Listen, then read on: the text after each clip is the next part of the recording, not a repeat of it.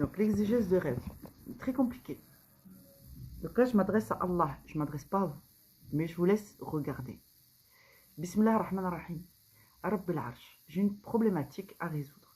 Je voudrais mettre du contenu de qualité dans cette vidéo, Inch'Allah, pour tes serviteurs, ceux qui regardent la chaîne. Quant aux autres, eh ben, alhamdoulilah, ils iront chercher la connaissance ailleurs. Les gens m'ont questionné, ya Allah, sur l'exégèse de rêve. Et les gens, ils viennent me voir en me disant, tiens, j'ai rêvé de ça. Mais les gens, j'ai un problème, ya Allah.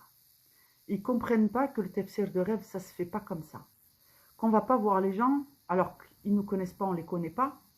On ne sait même pas leur niveau de piété. On ne connaît rien de leur vie. On ne sait pas comment ils vivent, s'ils sont divorcés, pas divorcés, et qu'ils nous demandent de comprendre les éléments de leur rêve, alors qu'en réalité, chaque rêve est personnel et parle à la personne au travers des éléments et de son expérience de vie. Et ils voudraient que moi, j'arrive à faire l'exégèse de leurs rêves, alors que je ne connais rien de leur vie. Donc, tous les éléments de compréhension, eux, ils les ont parce qu'ils ont leur expérience de vie, mais moi, je ne les ai pas. Et ils pensent que l'exégèse de rêve, eh ben, on est des gens qui faisons des miracles. Ya Allah, comment je peux communiquer avec eux sur ce thème pour leur expliquer que quand on fait une exégèse de rêve, il y a l'ensemble des connaissances autour de l'islam, des codes, des significations, des symboles, des expériences des prophètes, de ce qui est important dans la sunna, de ce qui est important dans le livre, des éléments. L'aigle, il peut avoir pas la même signification si c'est un sorcier qui rêve ou si c'est un musulman qui rêve.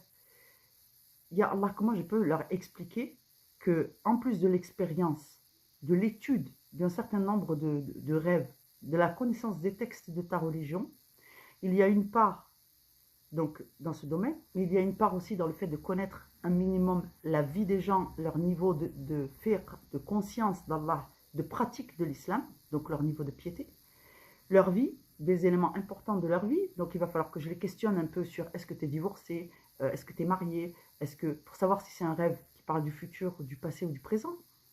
Et en même temps, une grande part, ya Allah, qui te revient, parce que c'est toi qui vas décider de donner la bonne interprétation, la bonne imbrication des compréhensions, et donc le bon tafsir pour le rêve.